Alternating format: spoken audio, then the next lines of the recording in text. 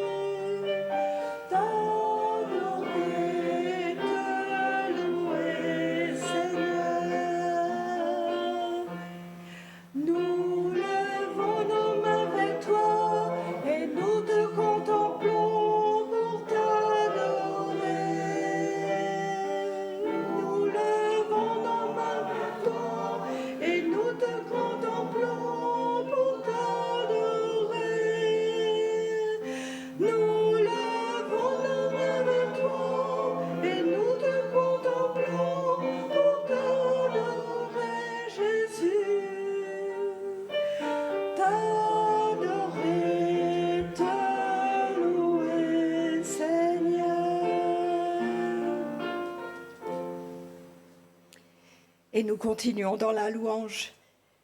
C'est le Dieu d'éternité, le Seigneur, qui a créé les extrémités de la terre. Il ne se fatigue ni ne se lasse. Son intelligence est insondable. Il donne la force à celui qui est fatigué et il augmente la vigueur de celui qui est à bout de ressources. Les adolescents se fatiguent et se lassent et les jeunes hommes trébuchent bel et bien. Mais ceux qui espèrent dans le Seigneur renouvellent leur force. Ils prennent leur vol comme des aigles, ils courent et ne se lassent pas, ils marchent et ne se fatiguent pas. Comme l'aigle peut planer longtemps, porté par le vent, nous voulons nous poser en toi, Seigneur, pour dire notre louange.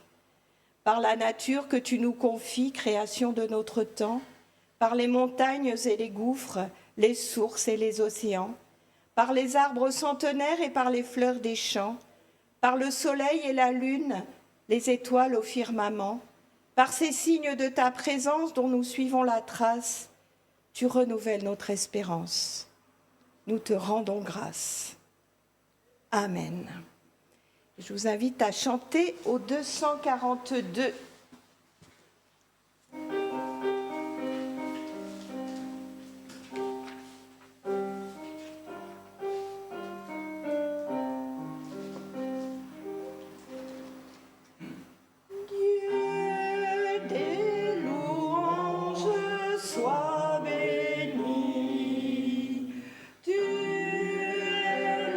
Source de l'amour.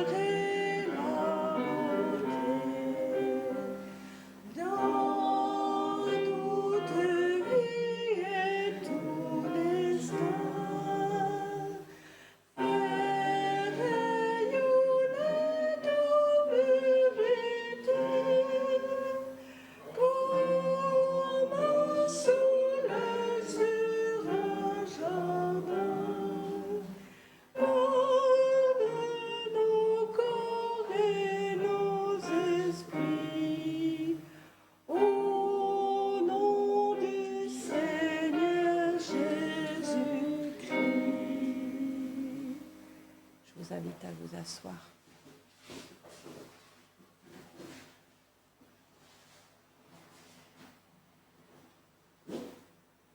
Père miséricordieux, tu ne nous demandes pas de dénombrer nos fautes, ni d'expliquer nos défaillances, mais bien plutôt de te dire, Père, pardonne-nous. Car Jésus ne voit pas dans nos cœurs l'esprit d'enfance et d'abandon qu'il y cherche. Nous ne sommes pas des tout petits, tout confiants en toi. Nous nous sommes abandonnés à notre intelligence et si nous venons à toi, c'est avec une sagesse qui nous éloigne trop souvent de toi. Père, pardonne-nous. Nous ne recherchons pas assez le repos près de toi, nos fardeaux sont lourds et nous doutons que tu viennes les alléger. Père, pardonne-nous. Seigneur Jésus, tu es doux et nous ne le sommes pas. Tu es humble de cœur et nous sommes orgueilleux. Conduis-nous pour que nous nous mettions à ton école. Fais-nous tressaillir de joie au moment où nous allons recevoir le pardon de ton Père. Amen. Sur nos livrets ou dans nos recueils, nous chantons 407, les strophes 1 et 2.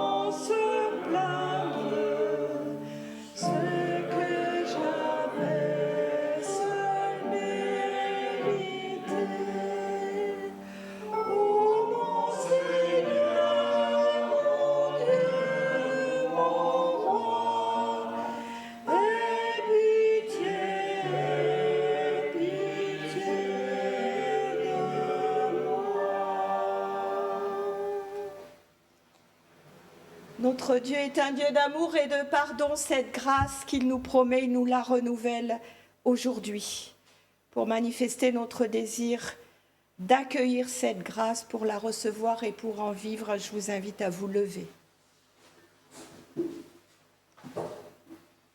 Frères et sœurs, si Jésus-Christ est venu partager notre route, c'est pour nous libérer de ce qui nous aliène et nous appeler à vivre notre vraie vie. Aujourd'hui, il t'aime tel que tu es. Il te pardonne et te renouvelle. Il te donne de vivre ta vie et de suivre ton chemin dans l'amour et la liberté. Amen. Et nous chantons au 167 dans nos recueils ou sur nos livrets, quand les montagnes s'éloigneraient.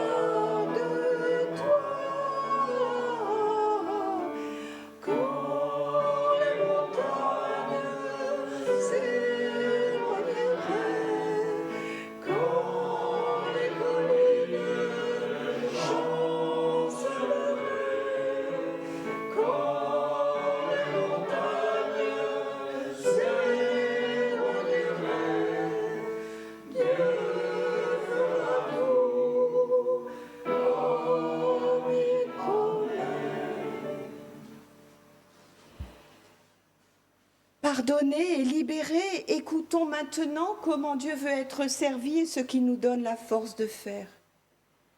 Chaque fois que les chrétiens ont célébré Dieu pardon, ils essaient de jeter des ponts par-dessus les rancunes et de renouer inlassablement les fils du dialogue.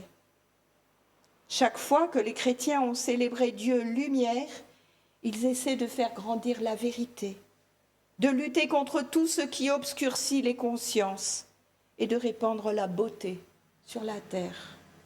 Chaque fois que les chrétiens ont célébré Dieu vivant, ils essaient de donner le meilleur à l'image du Christ Jésus pour la joie du monde. Chaque fois que les chrétiens ont célébré Dieu amour, ils essaient de vaincre l'égoïsme et de vivre en aimant les autres de toute la force de leur générosité. C'est à cela que nous sommes appelés les uns et les autres encore aujourd'hui. Amen. Et nous chantons au 532 sur nos livrets ou dans nos recueils, les strophes 1 et 2.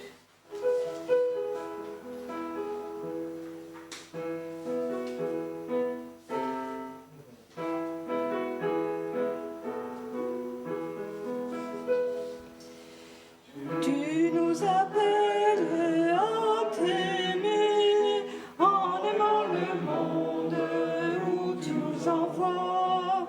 Ô Dieu fidèle, donne-nous en aimant le monde de n'aimer que toi. Allez par les chemins, criez mon évangile. Allez, pauvres de tout, partagez votre joie. Tu nous appelles à t'aimer en aimant le monde où tu nous envoies. Ô Dieu fidèle, donne-nous en aimant le monde de n'aimer que toi. Soyez signes d'amour, de paix et de tendresse. Ayez un cœur d'enfant, soyez simples et vrais. Tu nous appelles à t'aimer en aimant le monde où tu nous envoies.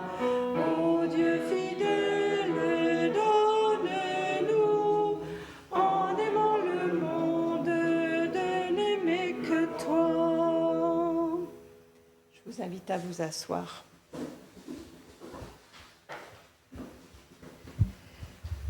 Seigneur, avant d'ouvrir les Écritures, nous te le demandons, que ta parole soit un heurtoir qui frappe à la porte de nos cœurs fatigués. Que ta parole soit une pluie qui féconde notre terre desséchée. Que ta parole soit une fontaine qui désaltère notre vie assoiffée. Que ta parole soit une graine semée dans le champ de notre humanité. Seigneur, nous ouvrons les pages de l'Écriture. Que parle ta parole dans nos cœurs, par ton esprit. Amen. Dans le livre de l'Exode, nous lisons chapitre 33, les versets 12 à 14.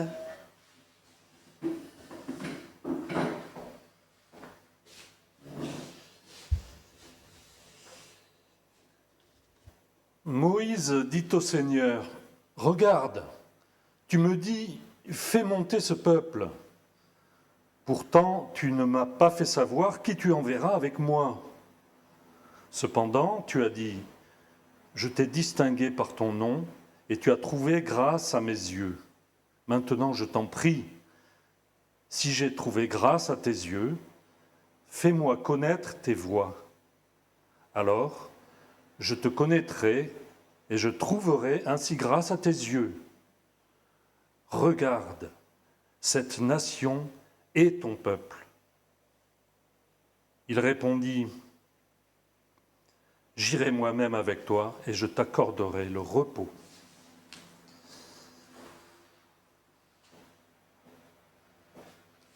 Dans l'Épître aux Hébreux, nous lisons au chapitre 4, les versets 9 à 12.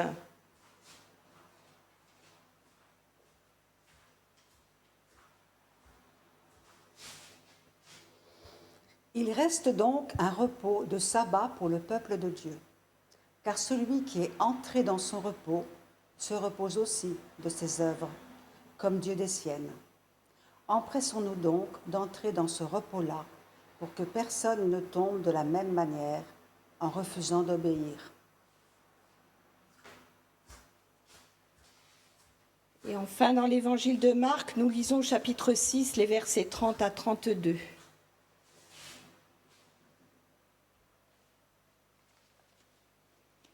Rassemblés auprès de Jésus, les apôtres lui racontèrent tout ce qu'ils avaient fait et tout ce qu'ils avaient enseigné.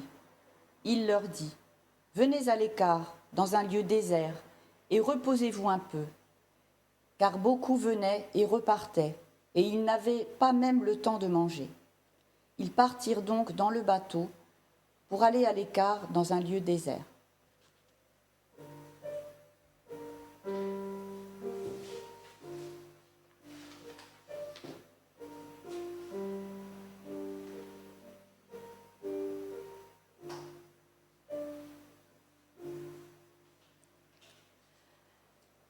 Frères et sœurs, l'été a fait une entrée fracassante et même écrasante de chaleur dans nos journées et dans nos nuits.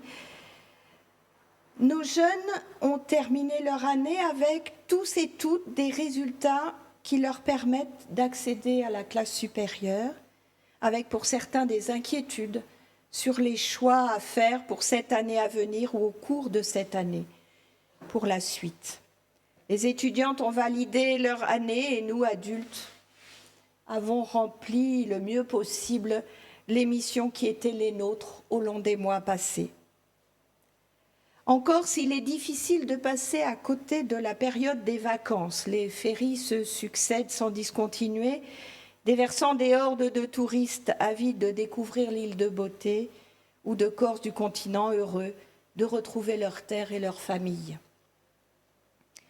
Certains d'entre nous travaillent encore et même parfois encore plus durement que le reste de l'année. Mais comme Agnès, dimanche dernier, avait choisi le texte biblique proposé dans nos listes pour aujourd'hui, alors j'ai choisi de prendre la suite du passage qu'elle nous avait proposé, celui que nous avons médité avec elle, et je l'ai choisi dans l'évangile de Marc. Il y est question de repos.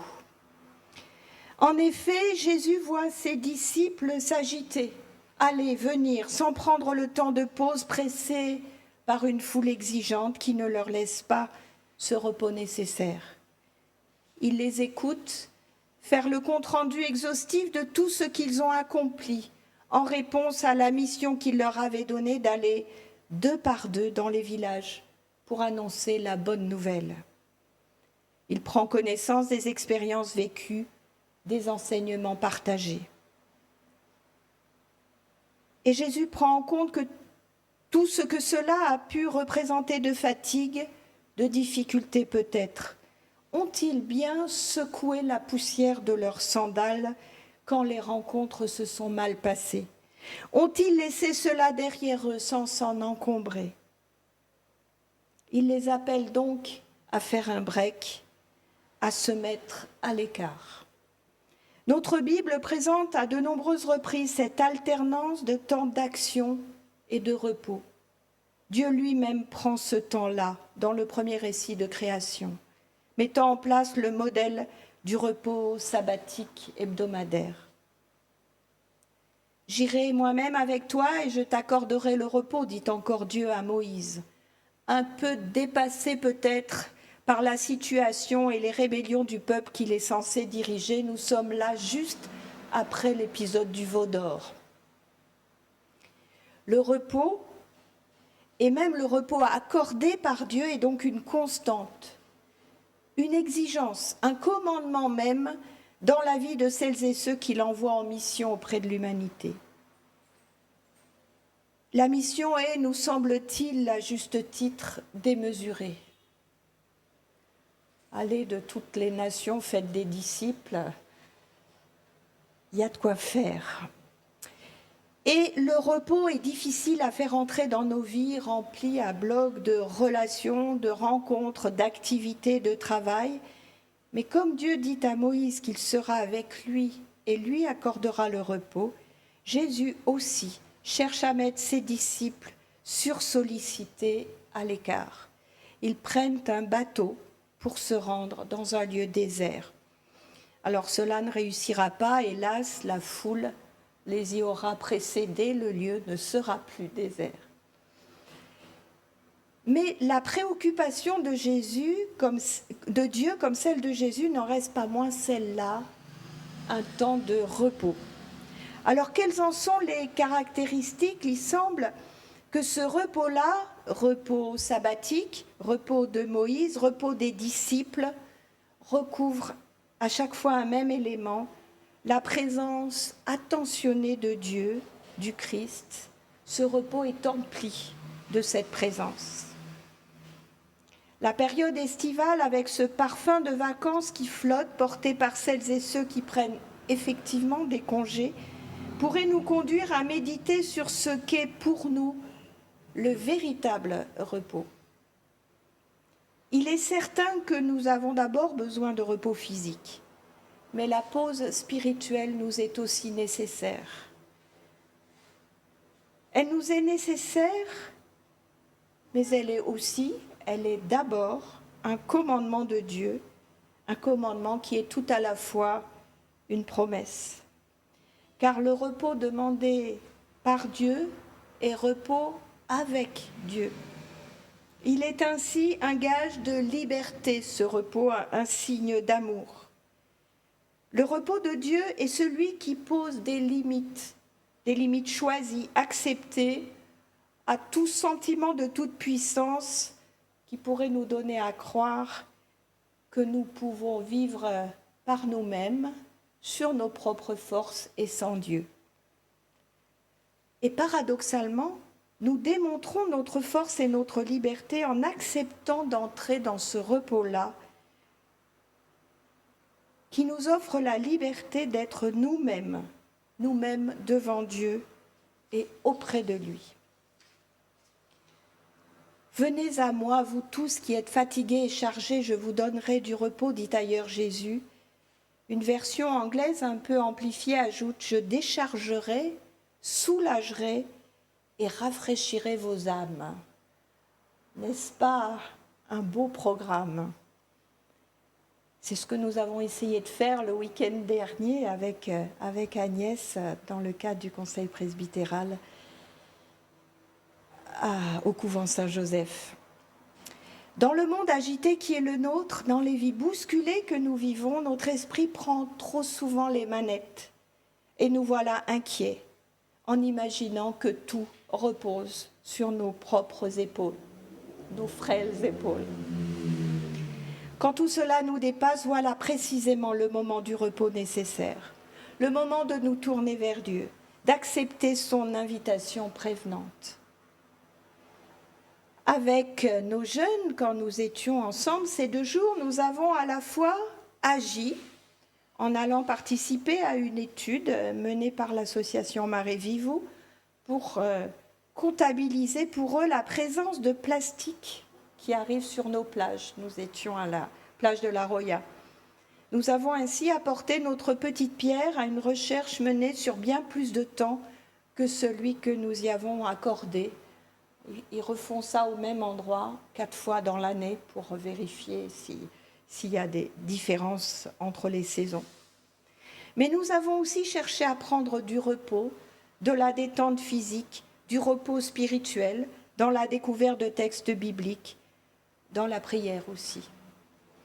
Ils ont réfléchi à tout ce dont, dans leur année scolaire passée, ils ne voulaient pas s'encombrer, ce qu'ils voulaient laisser derrière eux comme pesant, inutile, négatif peut-être. Et ils ont littéralement, physiquement secoué la poussière de leurs sandales. Nous avons tenté de ressentir ensemble que le seul moyen d'avoir la victoire dans nos vies est d'avancer selon les règles énoncées par Dieu, en intégrant ses promesses qui nous invitent à arrêter de nous inquiéter et à entrer dans son repos. Avec comme fil conducteur, lorsque vous êtes en proie aux soucis, tournez-vous vers Dieu et demandez-lui son secours. Je vous montrerai les 5 textes sur lesquels nous avons cheminé. La Bible déclare qu'il vient en aide aux humbles. Il désire ardemment le faire pour vous, quelle que soit la situation à laquelle vous êtes confrontés aujourd'hui. Rien n'est jamais trop grand pour lui. Nos jeunes sont repartis avec quelques versets, donc c'est ces quelques textes à garder, à portée de main pour nourrir cette confiance dans celui qui, s'il nous envoie, désire aussi pour nous le repos et la paix. Je vais peut-être juste vous lire à chaque fois ces 2-3 versets.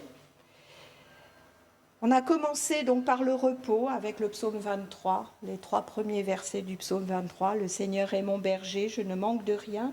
Il me fait reposer dans des champs d'herbes vertes. Il me conduit au calme près de l'eau. Il me rend des forces. Il me guide sur le bon chemin. Le deuxième texte, c'est la parabole du bon grain et de l'ivraie. Les serviteurs vont dire au propriétaire, « Maître, tu as semé du bon grain dans ton champ, n'est-ce pas? D'où vient donc cette mauvaise herbe ?» Il leur répond, « C'est un ennemi qui a fait cela. » Les serviteurs lui disent, « Est-ce que tu veux que nous allions enlever la mauvaise herbe ?» Le propriétaire leur dit, « Non. En enlevant la mauvaise herbe, vous risquez d'arracher aussi les épis. » Donc il y a des choses qui ne nous sont pas demandées dans les missions qu'on croit devoir s'accorder. Le troisième texte, c'est le psaume 1, les trois premiers versets du psaume 1. « Voici l'homme heureux, il n'écoute pas les conseils des gens mauvais, il ne suit pas l'exemple de ceux qui font le mal, il ne s'assoit pas avec les moqueurs, au contraire, il aime l'enseignement du Seigneur et le redit jour et nuit dans son cœur. Comme un arbre planté au bord de l'eau, il donne ses fruits au bon moment et ses feuilles restent toujours vertes. Cet homme réussit tout ce qu'il fait. » Ils ont réfléchi à ce que pouvait être leur arbre de la foi, celui qu'ils aimeraient planter au bord de l'eau. Et puis nous avons pris juste ce verset, quand on ne vous accueille pas, qu'on n'écoute pas vos paroles dans une maison ou dans une ville, partez de là et secouez la poussière de vos sandales. Et enfin, pour construire, après avoir la parabole des deux maisons, celui qui écoute toutes ces paroles et m'obéit, celui-là ressemble à un sage. Le sage construit sa maison sur de la pierre, la pluie tombe, les rivières débordent, les vents soufflent et se jettent contre la maison. La maison ne tombe pas parce qu'on a posé ses fondations sur de la pierre. Mais celui qui écoute mes paroles et ne fait pas ce que je dis, celui-là ressemble à quelqu'un de stupide. Celui qui est stupide construit sa maison sur le sable. La pluie tombe, les rivières débordent, les vents soufflent et frappent la maison. La maison tombe et elle est complètement détruite. Donc avec l'invitation de construire leur maison, leur avenir sur un fondement solide. Deux de nos jeunes souhaitent, Lisandre et Alix, souhaitent être baptisés cette année. Donc nous allons essayer de voir quand est-ce que nous pourrons faire ça à un bon moment pour qu'ils puissent être réunis et se soutenir les uns les autres. L'Épître aux Hébreux nous dit « Celui qui entre dans le repos de Dieu se repose de ses œuvres. » Alors prenons donc ce temps-là qui est devant nous pour nous ressourcer, pour plonger nos racines au plus près de la source que nous décrit le psaume 1, que nous allons chanter ensemble.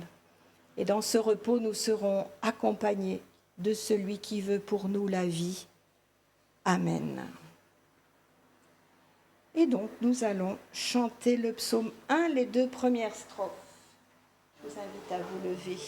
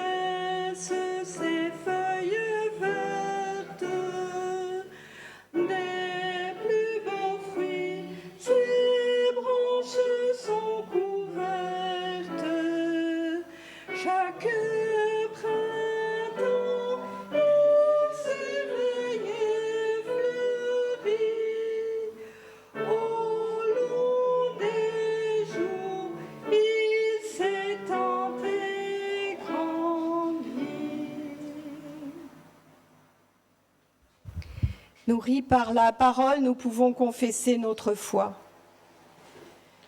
Nous croyons en Dieu à qui le monde appartient, qui nous aime tels que nous sommes, qui nous aime au point de nous laisser libres, libres de nous égarer, mais qui veut aussi nous employer et nous guider vers son royaume.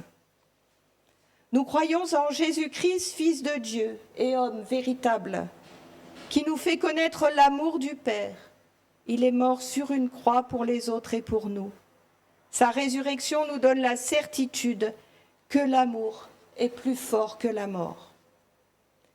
Nous croyons à l'Esprit Saint, lumière de Dieu qui jour après jour nous aide à aimer, à servir le prochain. C'est lui qui donne du souffle à notre vie et nous permet d'aller au-delà de nos limites. Oui, nous croyons en Dieu, Père, Fils et Saint-Esprit. Amen. Nous pouvons chanter maintenant « Mon Dieu, par ta lumière » sur nos feuilles ou dans nos livrets.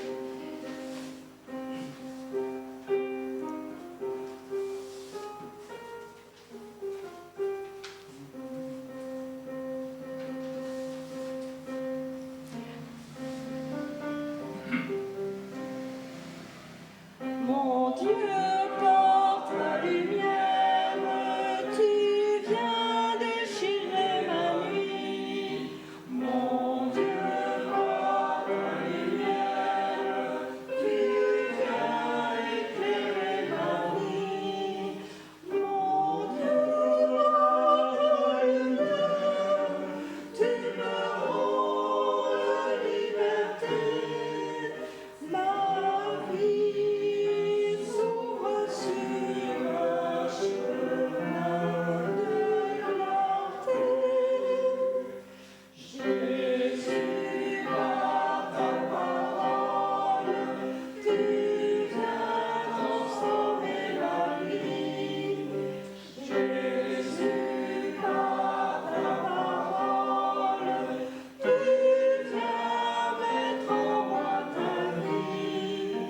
Jésus, par ta parole, tu me rends la liberté. C'est toi, Seigneur, désormais je suis prêt.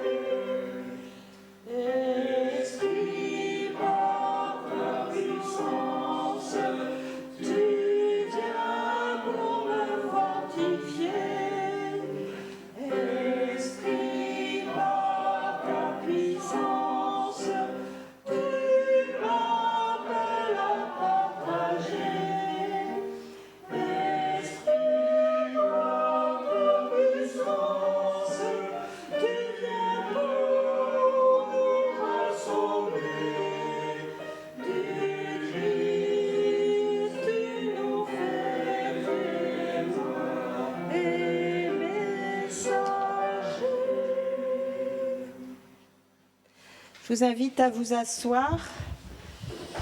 Merci pour ces belles voix. C'est un plaisir de chanter ensemble à plusieurs voix. Alors, quelques annonces. Donc, j'attends les toutes dernières réponses pour cette formation culte, mais j'aurai le temps de vous en reparler le 13, voir ce qui va mieux. Donc, j'ai pris bonne note que pour vous, le lundi matin, ce n'est pas possible. Alors, soit pour ceux qui ont que le lundi possible, on peut essayer de faire tout dans l'après-midi, ça fait beaucoup. On a prévu 2 fois 2h30, donc on peut faire avec une pause. Hein. On peut, ça évite pour Sigrid par exemple de faire 2 fois le trajet, donc ça peut être une façon de faire. J'ai pas, les réponses que j'ai eues, vous les avez eues aussi, donc je ne sais pas s'il y en a d'autres que... Non. Alors ça ne veut pas dire qu'ils ne seront pas là, mais ça veut dire qu'ils ne répondent pas, en tout cas. Donc, il y en a un ou deux que je vais peut-être recontacter directement. Je vais voir individuellement, je veux dire, pour essayer de voir ce qu'il en est. Nous la ferons demain et mardi à Ajaccio. Et donc, voilà. Samedi, je célèbre un mariage, c'est une célébration œcuménique de mariage avec le diacre Guy Luciani à Santa Maria di Lota, donc un jeune couple, elle est protestante et lui catholique. Donc, voilà. Et le même jour, Florence célèbre un mariage vers Ajaccio, sur la rive sud du golfe d'Ajaccio. Voilà pour le moment quelques annonces. Je n'ai pas de nouvelles particulières des uns et des autres à transmettre. Agnès était très heureuse du séjour qu'elle a fait parmi nous, des partages qu'elle a pu avoir et du temps passé. Je pense qu'elle reviendra volontiers. Donc, on pourra voir.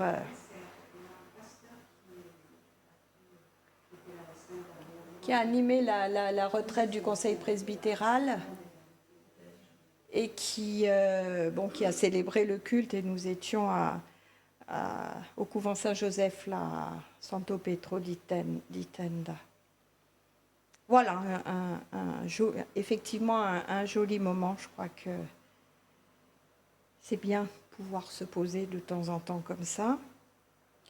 J'ai demandé à Agnès jusqu'à combien elle pourrait éventuellement aller si on veut ouvrir une prochaine retraite à un nombre un peu plus grand. Donc elle dit 15-20 personnes, c'est encore jouable pour elle. Donc voilà, c'est une option à laquelle on pourra penser éventuellement en conseil. Alors par contre, je ne sais pas depuis dimanche dernier ce que j'ai fait de l'aumônière, donc elle est peut-être restée là-bas, je ne sais pas. Elle était vide parce que Nadège avait pris, mais j'étais sûre de l'avoir ramenée. Et, donc je vais mettre un mail, je m'en suis rendu compte hier, j'ai cherché partout, je ne sais pas dans la voiture, pas. Non. Ben, ils m'ont pas dit, mais je vais quand même leur mettre un mail au cas où. Ils n'ont peut-être pas trouvé. Voilà, donc on prend notre vieux panier. Moi, je l'avais vu et je suis bien contente qu'il était au partage du guide. Je ne sais pas, mais là, je ne sais pas. Ça marche aussi avec les paniers. Ça marche aussi avec les paniers, oui, tout à fait. Non, mais Martine, vous avez fait une tellement belle aumônière. C'est quand même dommage de retomber sur un vieux panier pas très très joli. Mais on peut demander à Martine de nous le faire joli.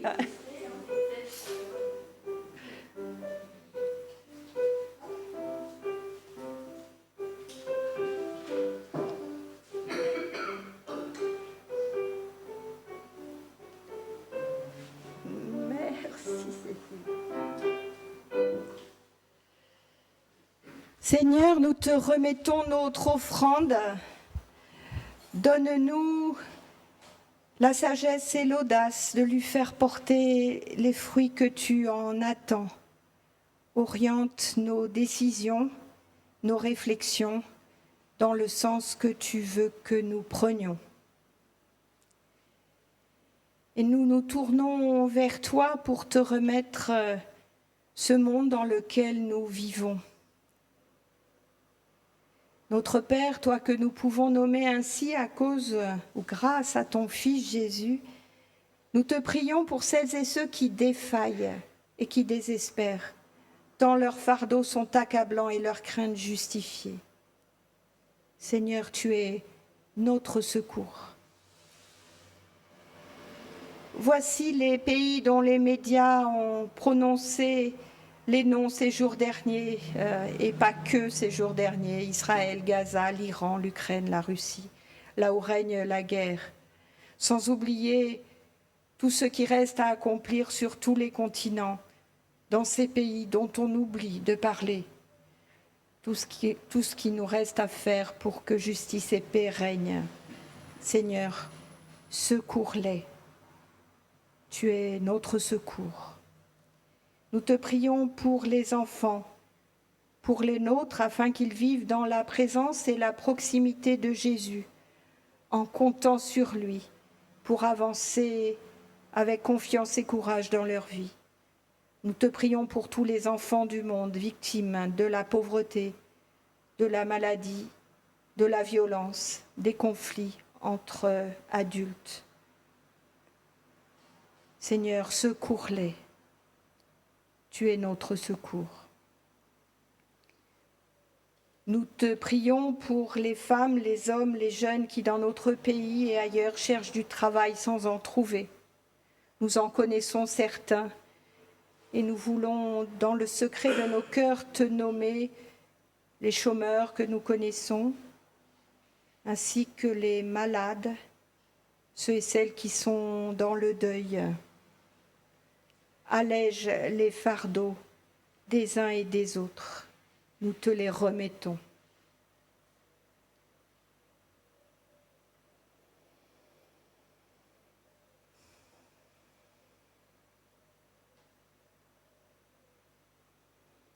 Seigneur, secours-les. Tu es notre secours. Fortifie ceux et celles qui annoncent que Jésus est humble de cœur et qu'il est secourable. Soutiens-les là où ils sont persécutés. Fortifie la foi et l'humilité de ton Église. Donne-lui l'Esprit Saint pour la puissance de l'amour et les paroles de consolation que tu lui as confiées. Seigneur, tu es notre secours. Ensemble, nous voulons te dire ces mots que ton Fils nous a lui-même enseignés. Notre Père qui es aux cieux, que ton nom soit sanctifié, que ton règne vienne, que ta volonté soit faite sur la terre comme au ciel. Donne-nous aujourd'hui notre pain de ce jour.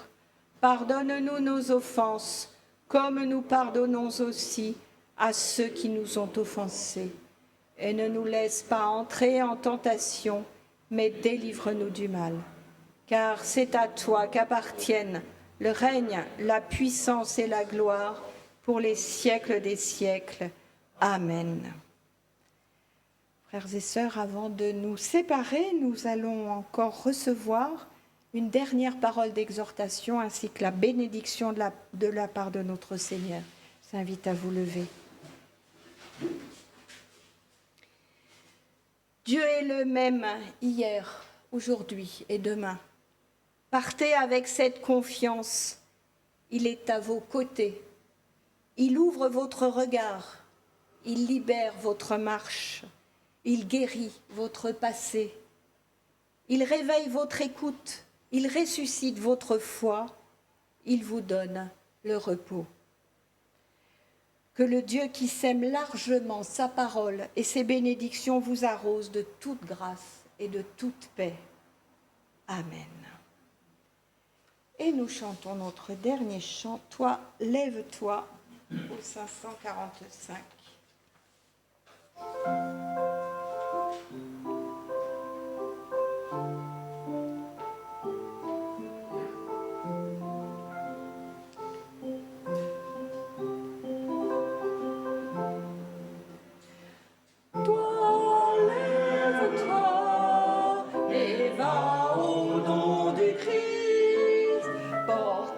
L'amour de Dieu au monde.